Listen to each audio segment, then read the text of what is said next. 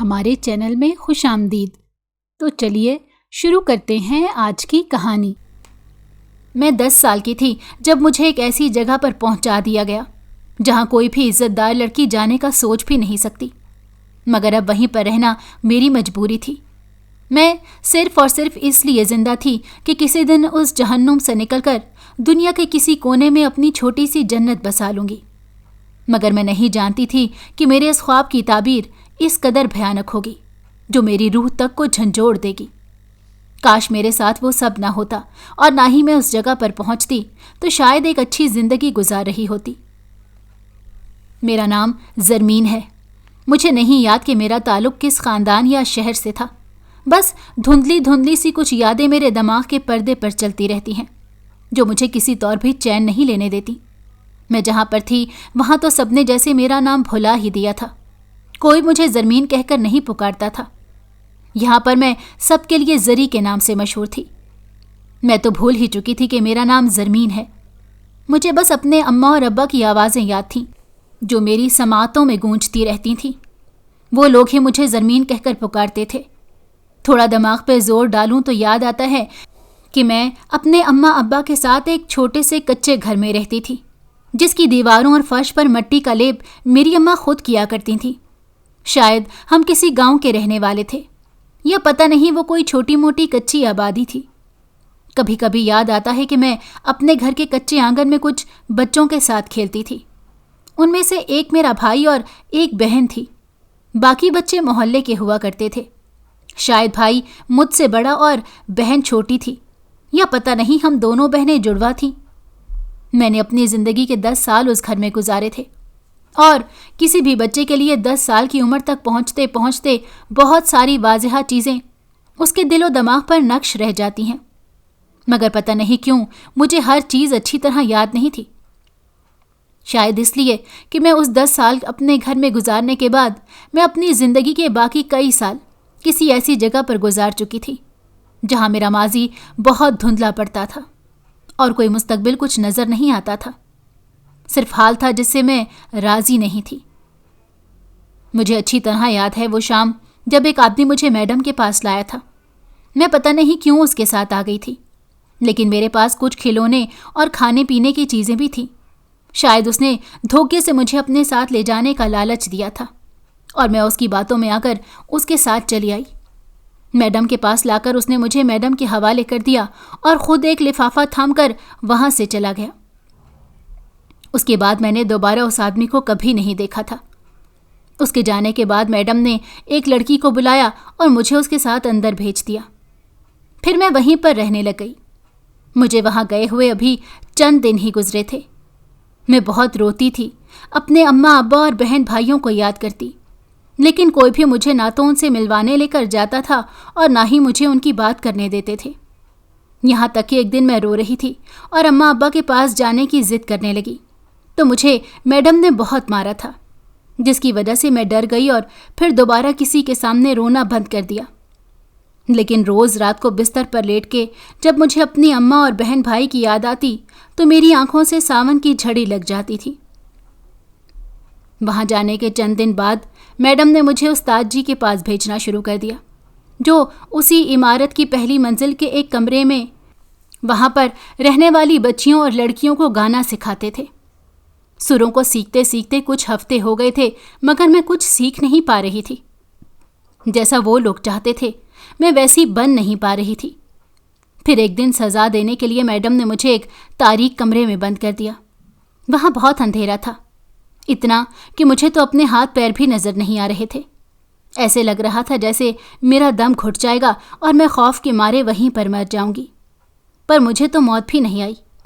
میں کتنا روتی چلاتی رہی، ان لوگوں کی منتیں ترلے کرتی رہی، لیکن مجھے اس کمرے سے باہر نکال دیں۔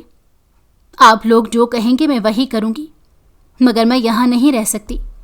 لیکن کسی نے میری ایک نہ سنی اور مجھے کمرے سے نہیں نکالا گیا۔ میں روتی بلکتی وہیں فرش پر لیٹی، کب نیند کی گود میں سر رکھ کر سو گئی مجھے پتہ ہی نہیں چلا۔ پھر آنکھ کھلی تو دن اور رات برابر تھے، وہاں پر وہی اندھیرا ڈالے ہوئے بیٹھا تھا جس کا احساس مجھے مار رہا تھا۔ میں نے دروازہ دوبارہ پیٹنا شروع کر دیا اور قسمیں کھانے لگ گئی۔ कि जो आप कहोगी मैं वही करूँगी, बस मुझे यहाँ से निकाल लो। मुझे भूख भी लग रही थी और प्यास तो हद से ज़्यादा महसूस हो रही थी। गला बिल्कुल खुश्क हो गया था। अब तो रोया भी नहीं जा रहा था। ऐसे लग रहा था जैसे कोई अनदेखा वजूद मुझे अंधेरे में निगल लेगा।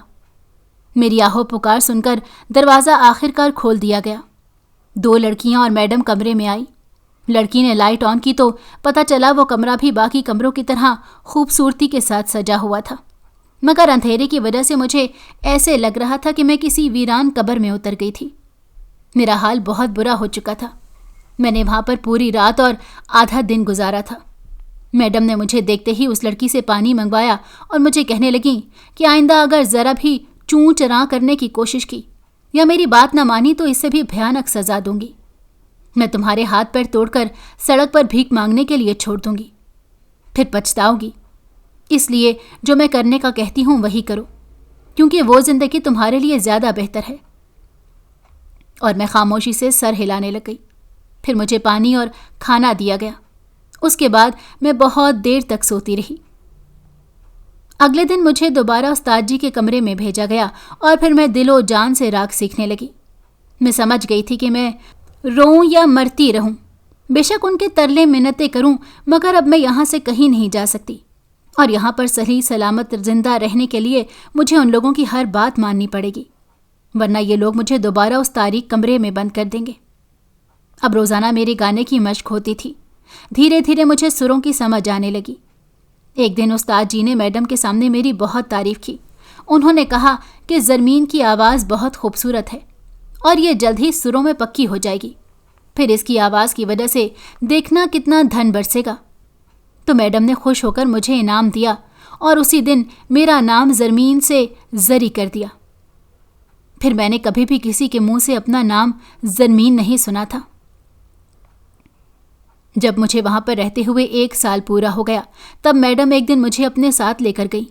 तो मैंने देखा कि हम जिस बंगले में रहते थे उसके इर्द गिर्द भी ऐसे ही बड़े बड़े बंगले थे। सारे रास्ते इस तरह सुनसान और वीरान थे जैसे वहाँ कोई रहता ही नहीं, सिर्फ कारों का आना जाना था। मैंने अपने इलाके में रिक्शा नहीं देखा। मैडम मुझे उस दिन मार्केट लेकर गई थी और मेरे लिए मैडम ने बहुत सारे कपड़े लिए जो सब के सब मेरी पसंद के थे। मैं बहुत खुश हो गई। मैडम कहने लगी कि अब मैं ही तुम्हारी माँ और मैं ही तुम्हारा बाप हूँ। अगर मेरे साथ ठीक चलोगी, मेरी हर बात मानती रहोगी तो मैं तुम्हें हर खुशी और सहूलत दूंगी, क्योंकि तुम मेरी बड़ी प्यारी बेटी हो। इसीलिए तो मैं आज तुम्हें शॉपिंग पर लेकर आई हूँ। हम दोनों जिस जगह पर शॉपिंग कर रहे थे वो बहुत बड़ा शॉपिंग मॉल था और मैंने अपनी 10 साला ज़िंदगी में तो कभी कोई बड़ी दुकान भी नहीं देखी थी। इतने बड़े शॉपिंग मॉल में बेहद कीमती सामान था जो मैडम मुझे शॉपिंग करवा रही थी। एक आदमी हमारे साथ साथ चल रहा था और एक कार में बैठा था।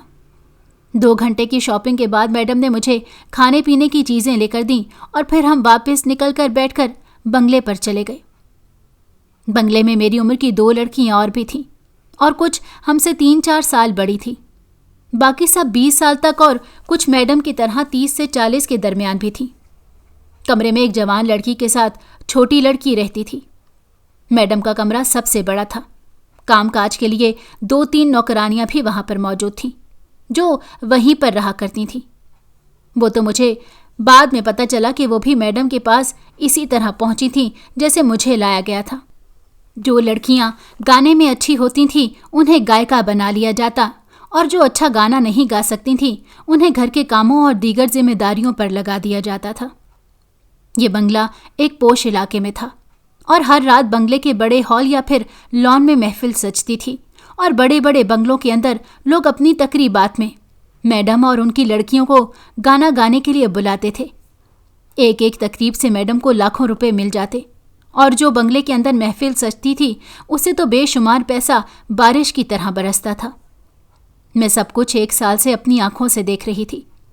1 साल पहले शुरू होने वाली गाने की क्लास हमारी अभी भी चल रही थी, बल्कि इस 1 साल के दौरान मुझ जैसी और मुझसे बड़ी 3-4 लड़कियां और भी आई थीं। कुछ लड़कियों को तो मैडम किसी और जगह भेज देती थी। मैं नहीं जानती थी कि वो कौन सी जगह थी, मगर वो लड़कियां वापस कभी बंगले में नजर नहीं आती थीं। ऐसे ही 3 سال اور گزر گئے۔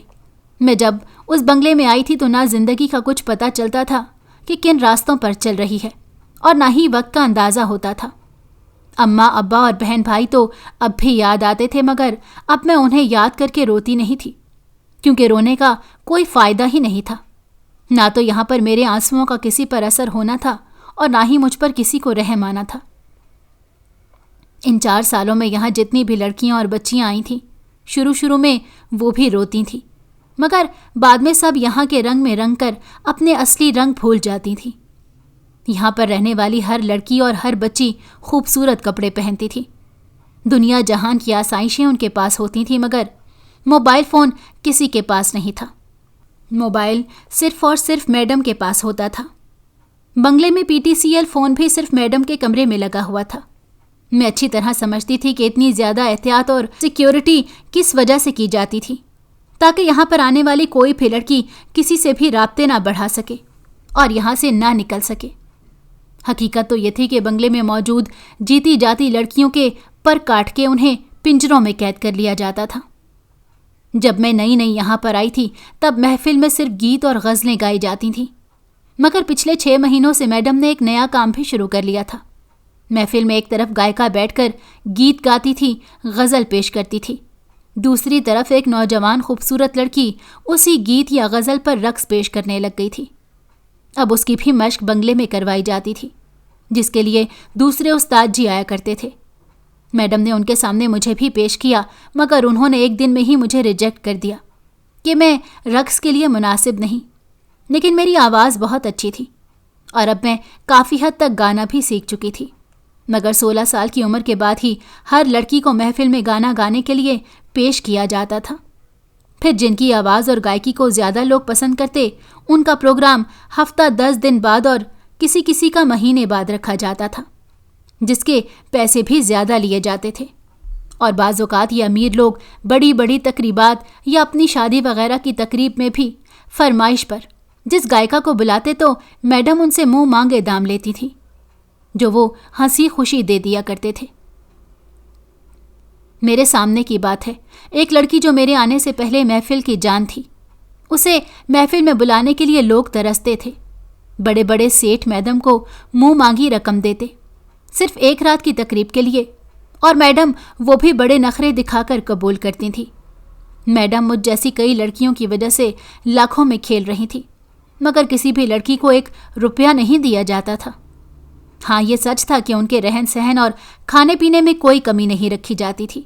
ہر مہینے لڑکیوں کو پارلر بھی بھیجا جاتا تھا، مگر نہ تو کسی کے پاس موبائل فون تھا اور نہ ہی کسی کو پیسے دیے جاتے تھے۔ میں جب 15 سال کی ہوئی تو ایک مرتبہ میڈم کی طبیعت خراب ہو گئی۔ انہیں بہت تیز بخار ہو گیا تھا، جس کی وجہ سے وہ بستر سے لگ گئی تھیں۔ بڑے ڈاکٹروں کو میڈم چیک اپ کرواتی تھیں، مگر بخار اترنے کا نام ہی نہیں لیتا تھا۔ اس دوران میڈم کے کمرے میں زیادہ وقت گزارتی، ان کی خدمت کرتی رہتی۔ وہ مجھ سے پہلے ہی بڑی خوش تھیں، اور جب میں نے ان کی بیماری میں دن رات ان کی خدمت کی تو میں ان کے دل کے اور قریب ہوتی گئی۔ پھر انہوں نے مجھے اپنے برابر والا کمرہ دے دیا، جس میں میں اکیلی رہتی تھی۔ مجھ پر اس خاص نظر کرم کی وجہ سے کچھ لڑکیاں مجھ سے جلنے لگیں، مگر مجھے اس بات کی پرواہ نہیں تھی۔ میں جان بوجھ کر میڈم کے قریب رہنے کی کوشش کرتی اور ہر کام بڑے اچھے طریقے سے وقت پر کر کے میڈم کو دکھاتی تھی، اور میں یہ سب کچھ اس لیے کر رہی تھی کہ میں ان کی منظور نظر بن جاؤں اور پھر کسی وقت اس بات کا فائدہ بھی اٹھا سکوں، اور ایسا ہونے بھی لگا تھا۔ اب میں اکثر میڈم کے کمرے میں پائی جاتی تھی۔ ایک دن جب میں شام کے وقت ان کے کمرے میں گئی تو بڑی اداس لگ رہی تھی۔ اس رات کوئی تقریب بھی نہیں تھی، اس لیے میں وہیں بیٹھ کر میڈم کے پیر دبانے لگ گئی تو مجھے ایسا لگا جیسے میڈم کی آنکھیں نم ہو رہی ہیں۔ بار بار وہ اپنی آنکھوں کو صاف کر رہی تھیں۔ میں نے ان سے پوچھا تو انہوں نے سر درد کا بہانہ بنا دیا اور پھر ایک دم اٹھ کر بیٹھ گئیں اور مجھ سے کہنے لگیں کہ میں جانتی ہوں یہاں پر اب تک تمہارا دل نہیں لگا اور نہ ہی تم یہاں رہنا چاہتی ہو۔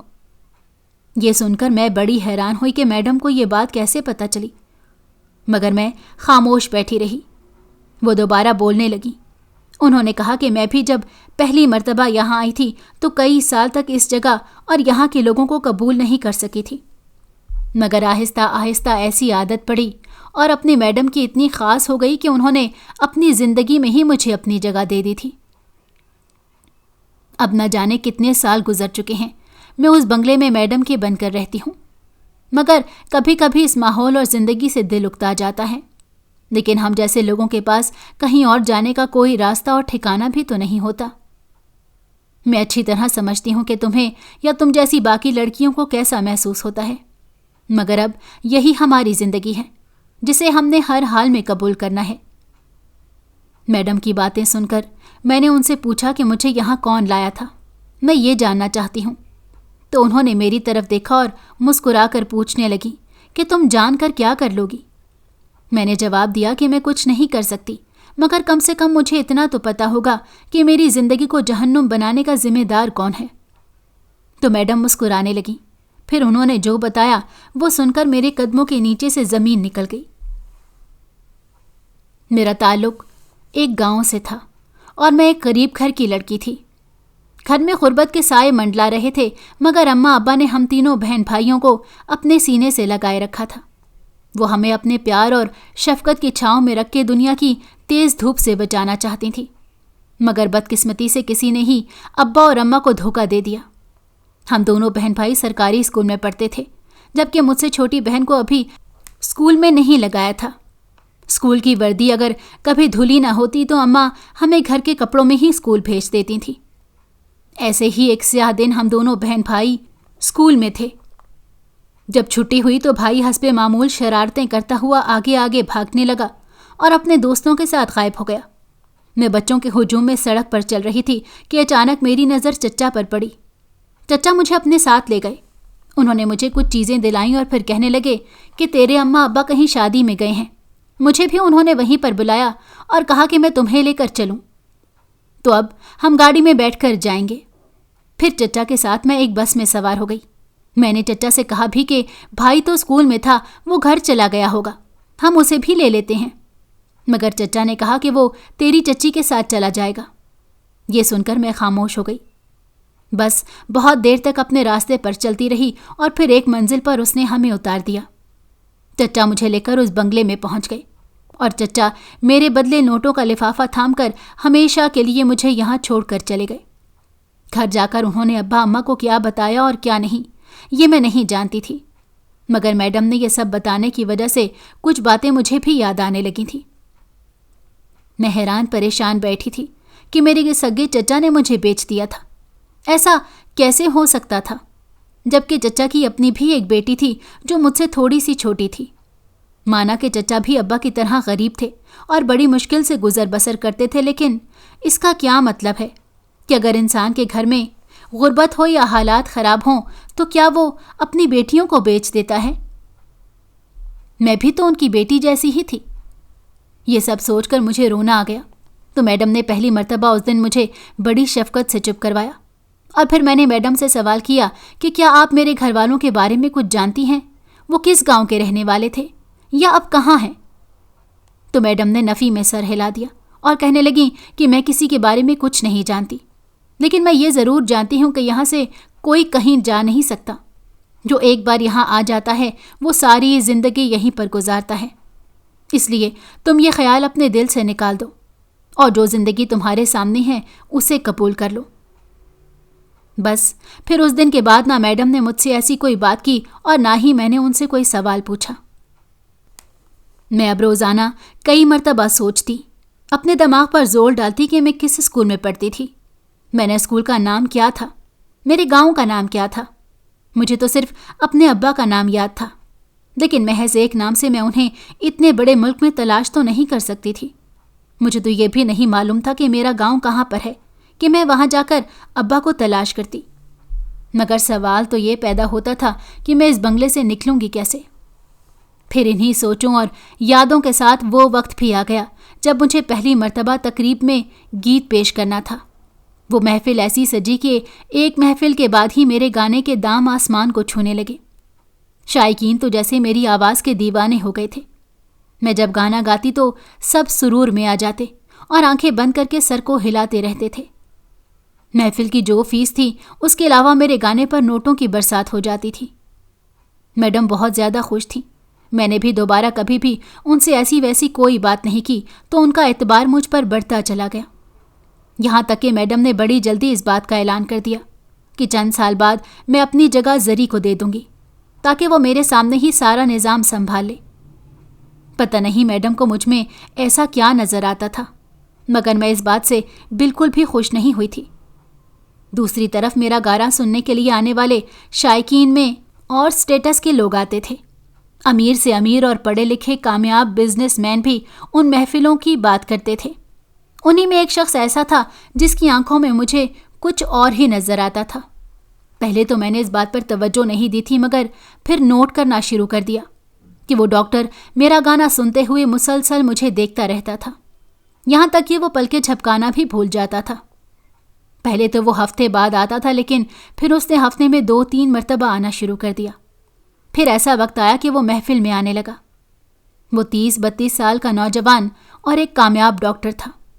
مجھے تو اس کے بارے میں کم سے کم یہی معلومات تھی، اور یہ سب مجھے میڈم نے خود بتایا تھا، کیونکہ میڈم نے کہا تھا کہ وہ تمہارا ایک گیت سننے کے لیے سب سے زیادہ پیسے دیتا ہے، اور اس نے یہ بھی کہا کہ اگر زری صرف میرے لیے گانا شروع کر دے تو میں منہ مانگی رقم دینے کو تیار ہوں.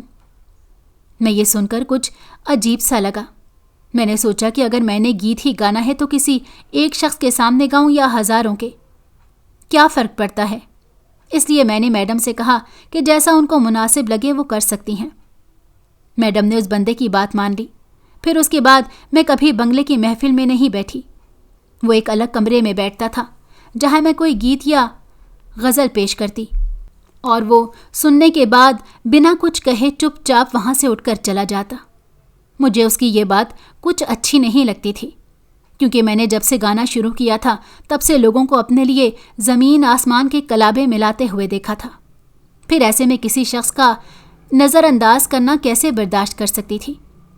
مگر ایک دن تو میری حیرت کی انتہا نہ رہی. حسب معمول میں گانا پیش کرنے کے لیے جب اس کمرے میں گئی اور جا کر زمین پر بیٹھی تو اس نے اشارہ کر کے مجھے گانا گانے سے روک دیا. کمرے کا دروازہ بند کر کے وہیں زمین پر میرے پاس بیٹھ گیا اور کہنے لگا کہ مجھ سے شادی کرو گی؟ میں اس کے سوال پر اس حد تک حیران تھی کہ پلکیں جھپکانا ہی بھول گئی. بھلا کوئی ایک دم سے ایسا کیسے کہہ سکتا تھا؟ میں حیرت سے اس کی طرف دیکھ رہی تھی تو وہ دوبارہ بولنے لگا کہ جو تم نے سنا ہے میں وہی کہہ رہا ہوں. میں تم سے محبت کرتا ہوں اور تمہیں اپنی شریکہ حیات بنانا چاہتا ہوں. اگر تم مجھے اپنے ہم سفر کے طور پر قبول کر لو تو میرے لیے خوش بختی ہوگی. اور اس بات کی فکر نہ کرنا، میں میڈم سے پہلے ہی اس بارے میں بات کر چکا ہوں. یہ سن کر تو حیرتوں کا ایک پہاڑ میرے اوپر گر گیا. میڈم ایسا کیسے کر سکتی ہیں؟ مجھے ایسے لگا کہ جیسے وہ شخص مجھے بے وقوف بنا رہا ہے، حالانکہ محبت تو میں بھی اس سے کرنے لگی تھی. پتہ نہیں کس کمزور لمحے میں میرے دل کے اندر یہ احساس جاگا تھا، مگر اس دن اس نے اظہار کیا اور ساتھ ہی مجھے شادی کا کہہ دیا. میں بغیر کوئی جواب دیے کمرے سے چلی گئی اور پھر اپنے کمرے سے باہر نہیں نکلی. آدھی رات کے بعد میڈم کمرے میں آئی. انہوں نے مجھ سے اس بارے میں بات کی تو میں حیرت سے ان کا منہ تکنے لگی. میڈم نے کہا کہ پتہ نہیں کیوں مجھے تمہارے اندر اپنا آپ نظر آتا ہے.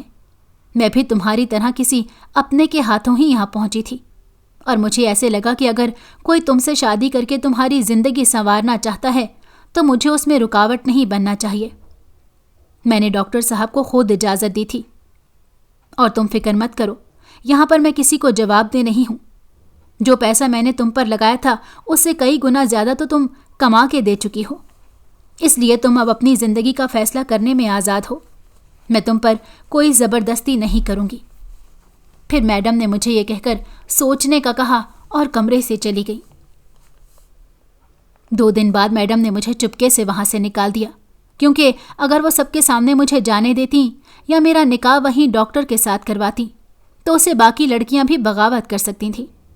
لیکن میڈم نے میرے جانے سے پہلے مجھ سے ایک وعدہ کیا تھا کہ میں آئندہ کسی لڑکی کو یہاں پر خرید کر نہ رکھوں گی اور نہ ہی آگے اس کام کو بڑھاؤں گی.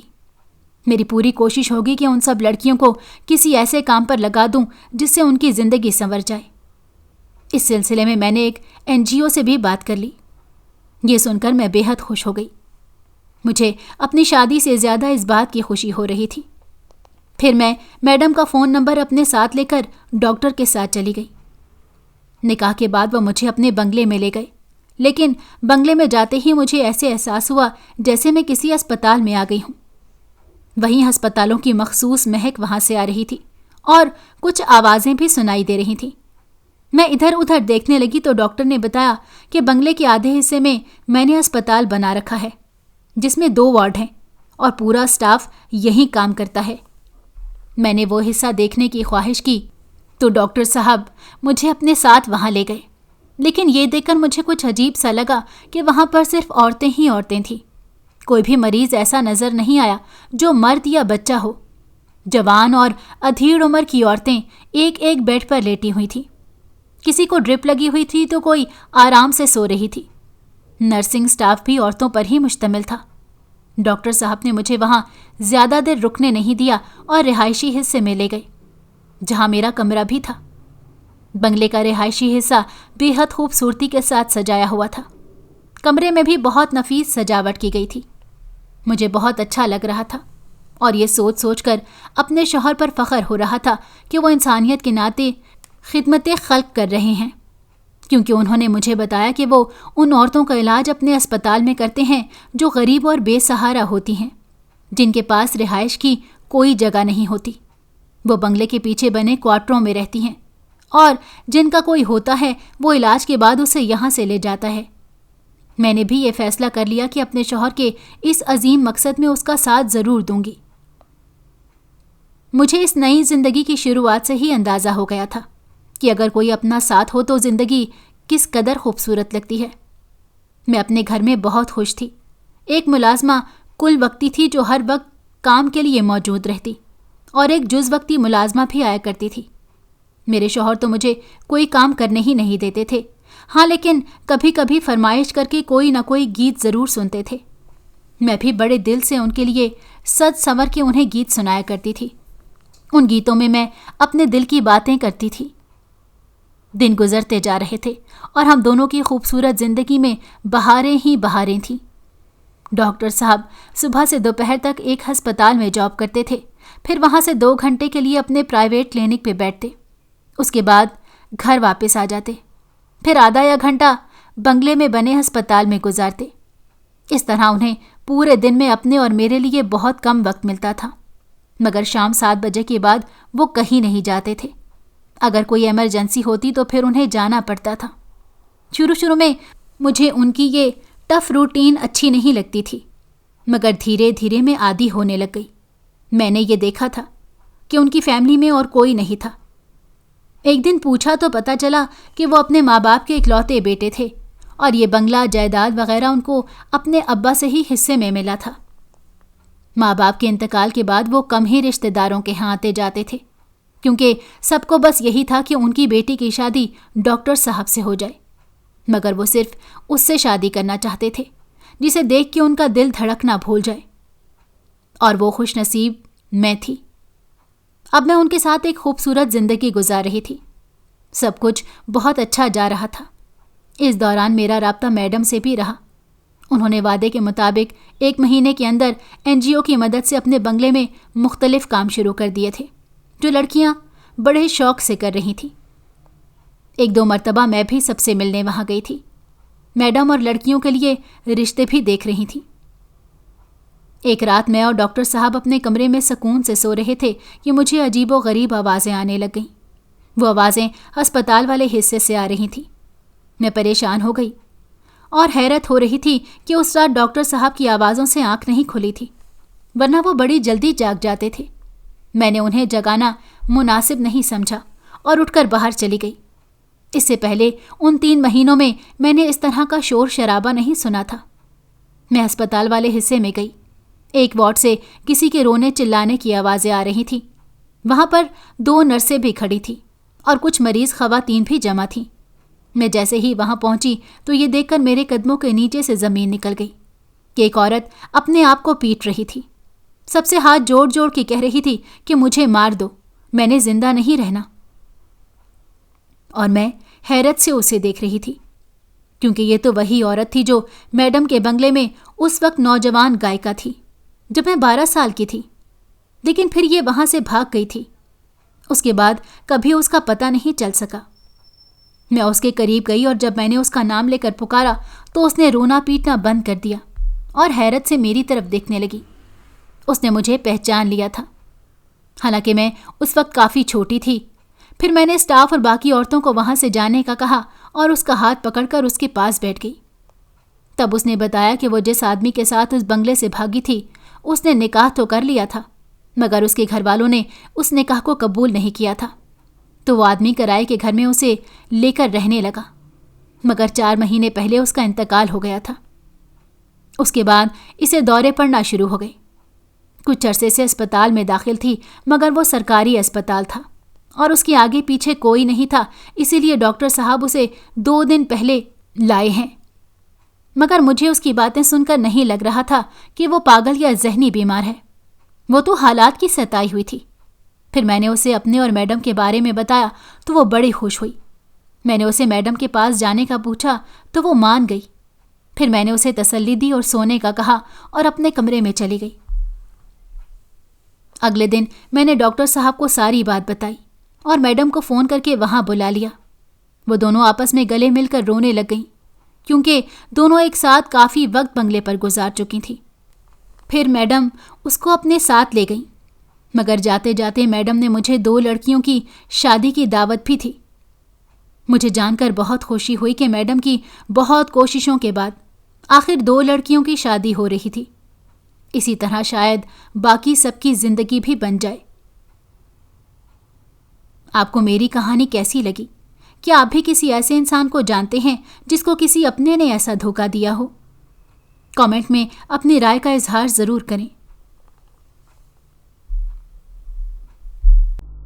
اگر آپ کو ہماری کہانی پسند آئی ہو تو ہمارے چینل کو لائک کریں اور سبسکرائب کر دیں۔ بیل نوٹیفیکیشن کو بھی آن کر دیں تاکہ ہماری آنے والی ہر مزیدار کہانی آپ کو وقت پر ملتی رہے۔